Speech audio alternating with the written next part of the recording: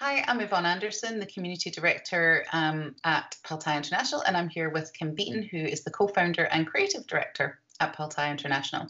And today we are answering a question that we have had in our Inspiration to Installation series.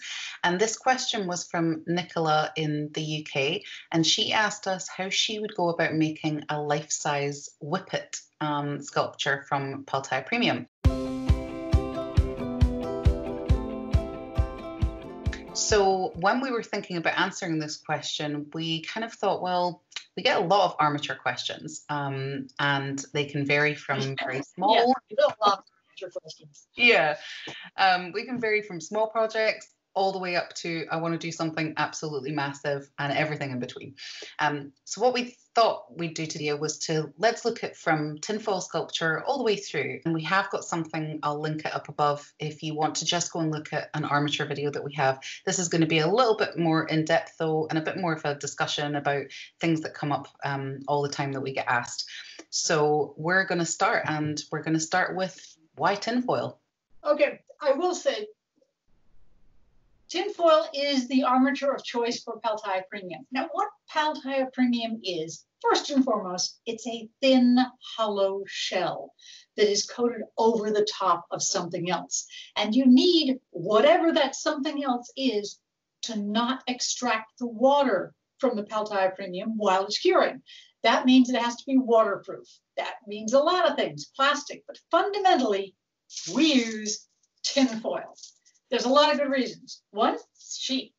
Two, you have plenty of access to it. It's also really, really fast and can go over a number of forms. You can get something as simple as this, and you can coat it like that, right over the top. This is now an object that you can sculpt. The great thing is it's so gnarly and crumpled that it go right up that vertical surface without falling off. So this is a marvelous way to turn even ordinary cups and bowls into a core that you can use. But I sculpt with it also. The great thing is tinfoil crumples. You put a lot of air into it. It has two sides, shiny side and dull side, and you want the dull side out. Why? Because if you put the shiny side out, you can't see the sculpture. It really does something weird to your eyes. Also, get another piece, again, so shiny, dull side out. And the speed. Trusty hot glue gun. Put a bead of hot glue on that. Pow! It glues together that fast. I can now crumple and speedily turn that into a number of cute little shapes, including this one. And I can then coat that with Tiya Premium, and I go wild. I mean, you can make elaborate, elegant, astonishing forms, and tinfoil gives you everything. Sometimes you want to have a very complex shape, a little bit more, say, complex than one of these. You can go over the top of anything and make it a core for your Tiya Premium sculpture. And these are here to show you that, oh my God, you can grab anything. You can grab bowls and cups and traffic cones and wood and anything, and you're fine. Just cover it in foil. Okay. So all of these pieces here have been done over tinfoil cores, right? So is this. Look, see? Beautiful, cute, adorable dragon. That's just got tinfoil. And because I was able to do the entire sculpture in the foil, all Tiya Premium is the thin coat over the top of it. See, you know, pretty wild, because this stuff is cool. There's another kind of armature, glass jars. This is a really cool castle that was built on a real stone. But what I've done, put a peanut butter jar in there. Great thing about glass is you can see there's windows in there. With the glass, it will take care of any kind of lighting arrangement or electronics and protect it against the weather. So it's a way to get a beautiful, strong, gorgeous, exterior grade electronic thing that you can light up. But most people don't think that you can use jars. And oh yeah, you can put jars in this stuff all the time. You do have to put tinfoil on it because the Peltaya Premium won't stick to the really slick surface. Just think of all the cool things you could do with that. So we've talked about tinfoil sculpting, and now we're going to go on to the next best thing you could use for an armature, which is cardboard, because we love cardboard. We like it. It's cheap. It's recyclable. You can put together really complex forms. There's a couple of ways you can use cardboard. Now you can see I have a number of examples. First and foremost is just take a cardboard sheet like this and cover it with foil. And that means that you can make thin objects like this right over onto the top. See, cardboard, it's wood. It's going to extract the water out of Peltaya. So this, hold it, I'm going to redo that. Sorry. Cardboard is porous. Cardboard's going to extract the water out of Peltaya Premium. So what you need to do is cover it with foil to prevent that from happening, because you want that clay to stay soft and pliable as long as possible. Once you've covered it in foil, go wild. You can make simple things like this. I did a cardboard cross section and then I fill it out with foil. And suddenly I can do very complex convoluted shapes easily by combining foil and cardboard. And one of the fastest things you can do is make it a really cool house with it. This is either hot glue or tape, and womp it together. Don't even make your angles square and plumb and right with the world. Don't bother. That's boring. I'll show you. With a core like this, you can make a house like this. Perfect. I love that one. Bring that a little closer to the camera so you can see it. So all you would simply do is cover that cardboard sculpture in crushed tin foil and then just pop the Peltaya Premium right on top? Yep, you have to cover this with foil, but this is a great example. So you must cover this with foil, absolutely. Yeah. But a single layer of Peltaya Premium gets you something this fun. I know people will have the question how thick it is on top of that cardboard sculpture. I can show you two samples that'll explain that sculpture. Okay, so cardboard, tin foil, and then you're looking at about 3/16, at best 1/4 of an inch, because this is a little tiny sculpture. I don't need any more. So houses like this, they're tiny. Yeah, it's fine. The moment you want to go a little bit larger, you need to go a bit thicker. And I got this one. Okay. So you're going to go a little bit bigger. So again, cardboard, tin foil, then a scratch coat has been put on here. Mm-hmm. Let that cure, and then put your detail coat on. That brings the thickness up to over 1/4 of an inch, but it makes it so much stronger.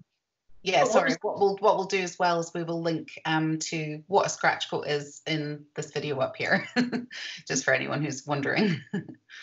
So that's size and thickness. So that's over 1 foot tall. You need it a bit heavier. Okay.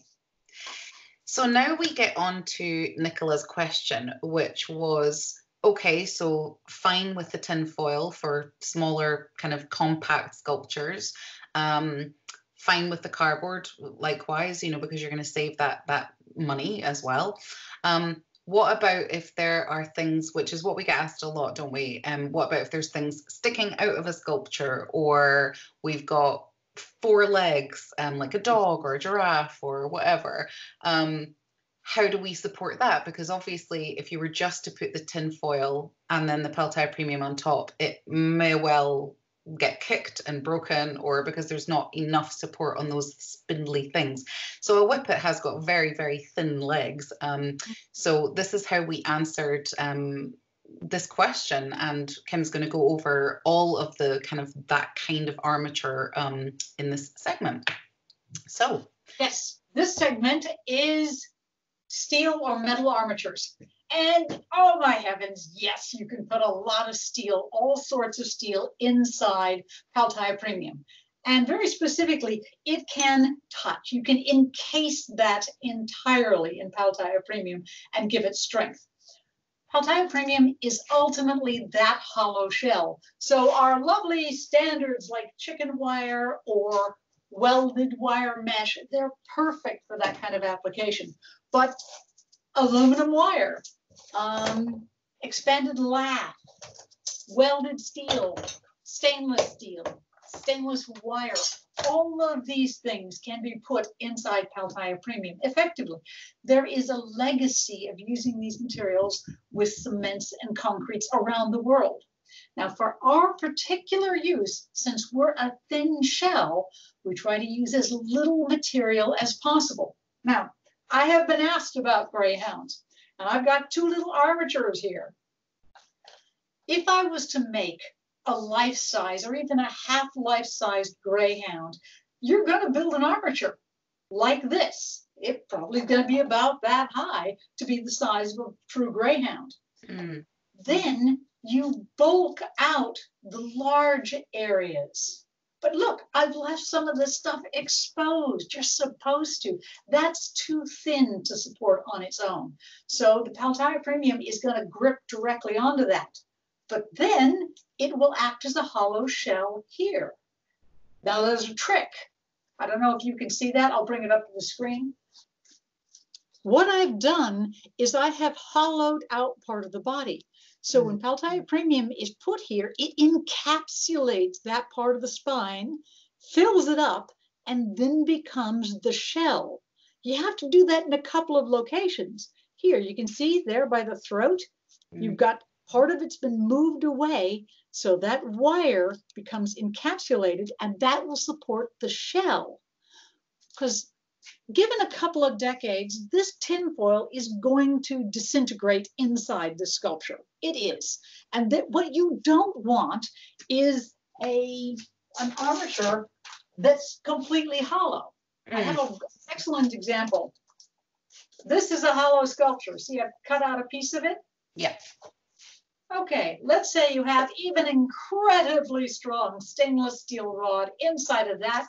And as you can see, if the tinfoil corrodes, it's just rattling around in there, not helping anything. It may as well not even be there.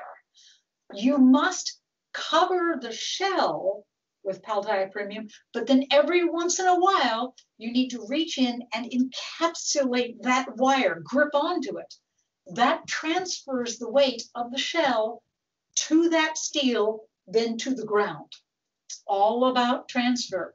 You do not want that. That is a waste of good steel. And also, I've seen people make these long, hollow, supported structures. That's not possible in any material except bronze. So you need a good armature inside, and that's how to support it. And it's still going to be, you know, it's for something like, and I'll pop on screen something that we recently helped with, which was the tentacle that was mosaicked and it was coming out. And the girl had asked us how she would go about achieving that.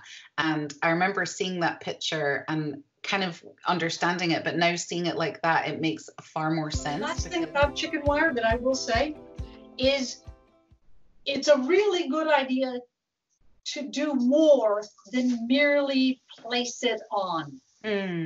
You should encapsulate the wires, which means have a little bit underneath. That way they're gripped. Just laying it on top means that this steel is not bearing any of the weight. And that's why you have it there for in the first place. Yes. So if you were doing, say, a human figure and it was standing on two legs, you could use the steel rebar and encapsulate it as well, just like that. Yeah. Kind of like, I would probably make the ankles and the wrists, the really thin areas, yeah. I would bring that bare to metal. So you would have tinfoil, tinfoil, tinfoil, metal, metal, metal, metal, even metal into these bits. But the moment you're out into the torso and the chest and the thickness of the legs, yeah, make that a hollow shell. And occasionally reach in from that shell to grasp the steel armature. And if the steel ever rusted inside, would that do anything to the product, or would it? It's not really going to hurt the product at all. The product stands pretty well on its own. Yeah. Now, one thing about premium, it's almost impervious to water. We've found that water doesn't get inside to the steel. A lot of people have talked about rusting. Now, we've all seen those times where under a bridge abutment, a chunk of concrete has fallen off and there's exposed rusting bits of metal like rebar. And that's because rust expands hydraulically, which means there's a lot of force behind it. A little tiny piece of rebar and half-inch thick can blow off a 300-pound piece of concrete.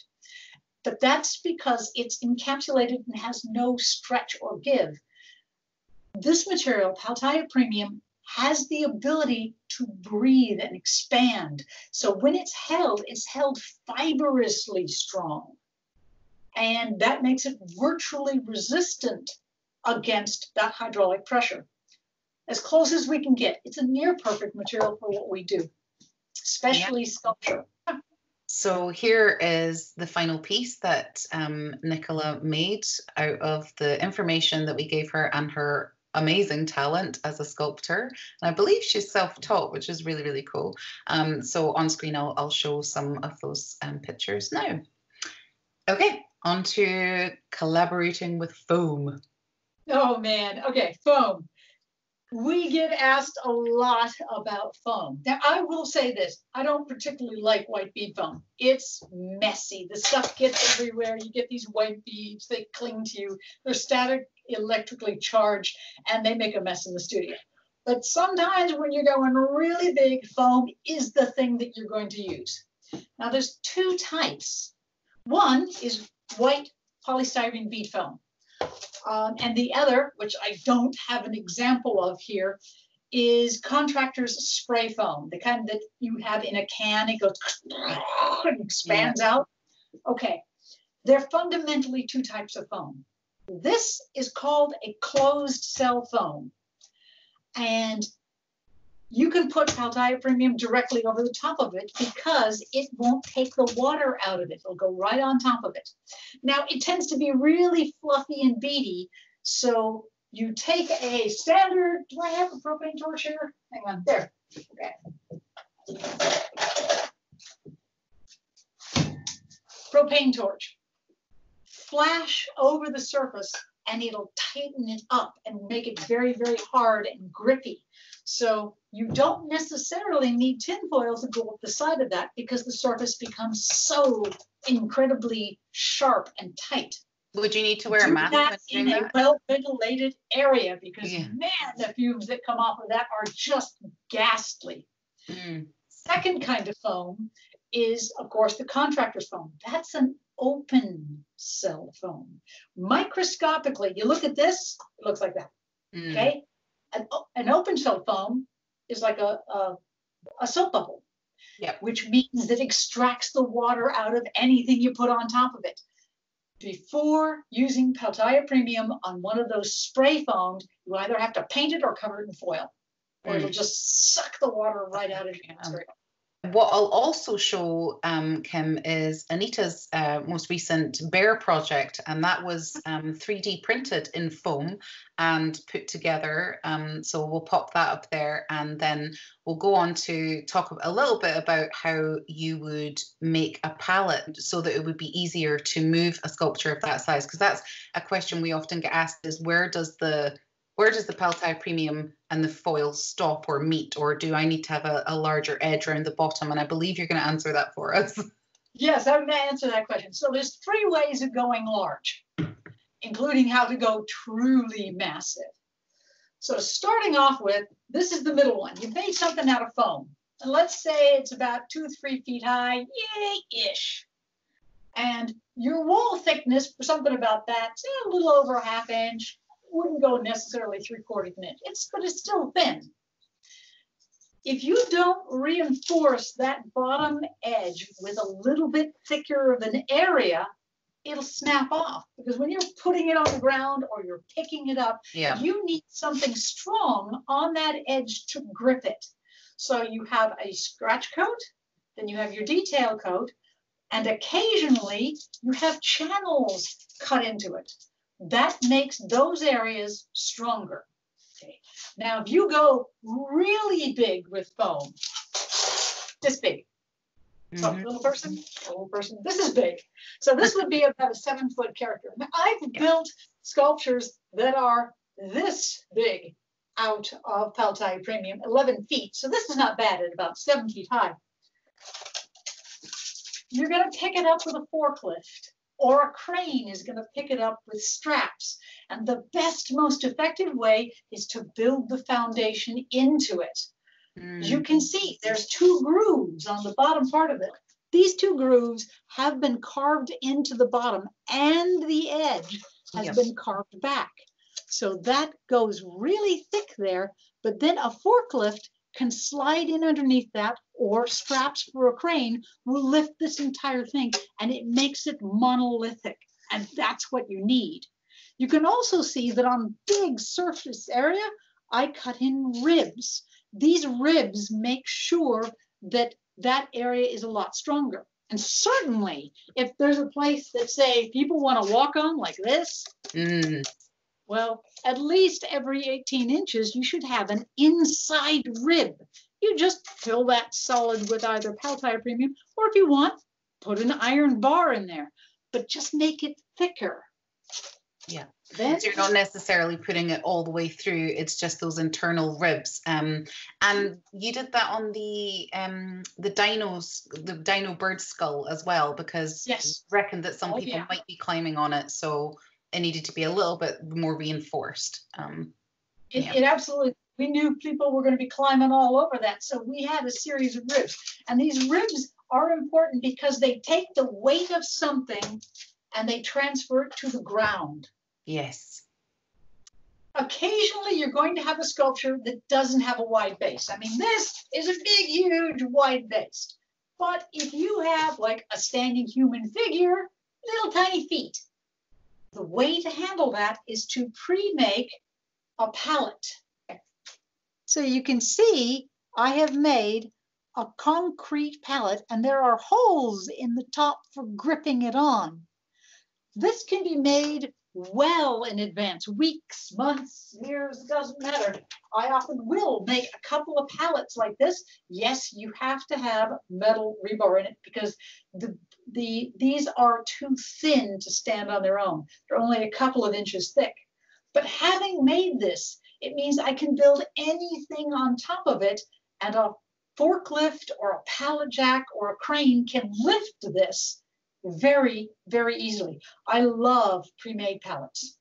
Now, you made that out of Tiya Premium, but you could just make it with normal bog standard concrete if you wanted to save your product. Okay. You just have to make sure you have that steel mesh in it because it's so thin. But you did that for Brienne though, didn't you? Because it wasn't huge. Yeah. Okay. Yeah. So this next bit is really important. It's called overhead or over height. If your sculpture is greater than 7 feet high, or it's physically over the height of a person's head, or your sculpture is suspended above someone, you need an engineer. Because there is public safety that has to be taken into account, and there are rules that you have to follow. Some of those rules may be that you must embed your sculpture with either mesh or chicken wire or steel or brackets or anything like that.